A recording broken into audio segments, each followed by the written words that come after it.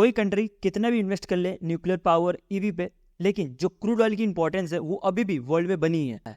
इसी की वजह से ये क्रूड ऑयल को बोला जाता है काला सोना।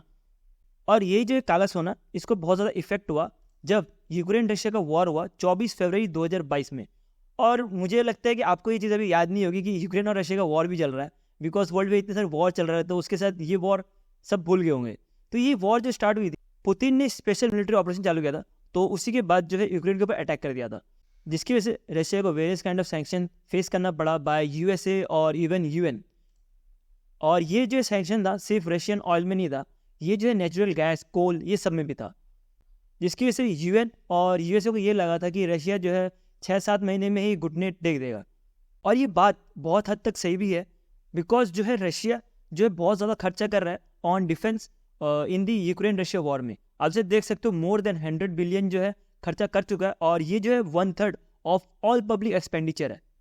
इवन जो फर्स्ट हाफ ऑफ 2023 है, उसी में ही रशिया ने 600 बिलियन रूबल्स खर्च कर दिए। लेकिन जब रशिया इससे भी बात नहीं माना, G7 कंट्री ने एक प्राइस कैप सेट कर दिया कि कोई भी कंट्री हो वो रशिया से ऑयल तभी खरीद सकता है अगर रशिया जो है $60 पर बैरल से कम में उस कंट्री को ऑयल दे रहा है तभी।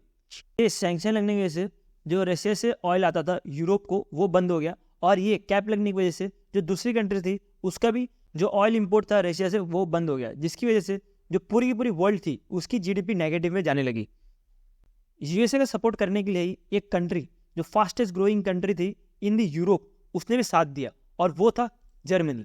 जर्मनी जो है फास्टेस्ट ग्रोइंग इकोनॉमी थी, लेकिन अभी कुछ समय पहले से ये जो है अपनी इकोनॉमी लॉस कर रही है, और इसका रीज़न जो है Germany Russia gas pipeline. After Russia और यूक्रेन के वॉर के बाद ये जो है पाइपलाइन जर्मनी ने यूज़ करना बंद कर दिया यूएसए के बैकऑफ में आके, और जो जर्मनी को लॉस हुआ वो बहुत ज़्यादा ह्यूज है। जर्मनी जो है पिछले 2 साल से रिसेशन में चल रही थी, और ये जो रिसेशन अब जाके थोड़ा सही हो रहा है। इसमें जो है जर्मनी अकेला नहीं है, और इसके साथ जो यूक्रेन के प्रेसिडेंट है ये भी अमेरिका के बैकऑफ में आ गए कि हम जो है वॉर करेंगे और अमेरिका जो है हमें फंडिंग करेगा, सपोर्ट करेगा, इस सपोर्ट से हम रशिया को हरा देंगे। बट अमेरिका जो है किसी का सगा नहीं है, वो सिर्फ अपने बारे में ही सोचता है, और उसी वजह से 11 जनवरी 2024 को ये न्यूज़ आई कि यूएसए ने रिज्यूम कर दिया ऑयल इंपोर्ट करने का फ्रॉम रशिया इन अक्टूबर। ये न्यूज़ आ रही है कब? जनवरी में। और यह यूएसए ने बेटेड किया पूरे वर्ल्ड को कि आप कहीं से ऑयल मत खरीदो, लेकिन हम जो है रशिया से ऑयल खरीदेंगे। और ये ऑयल जो है अक्टूबर के महीने में खरीदा गया, कुछ 36,000 बैरल और कुछ 9,000 बैरल इन नवंबर। अक्टूबर में 2.7 मिलियन में खरीदा, और जो नवंबर था उसमें कुछ 700K के आसपास खरीदा। तो ये वैल्यू आप देख सकते हो बहुत कम है, लेकिन एक साइड से यूएसए बोलता है पूरे वर्ल्ड को कि आप रशिया से ऑयल मत खरीदो, और पीछे से यूएसए खुद ये ऑयल अक्टूबर और नवंबर में खरीदा है, और ये न्यूज़ अब जाके जनवरी में आ रही है।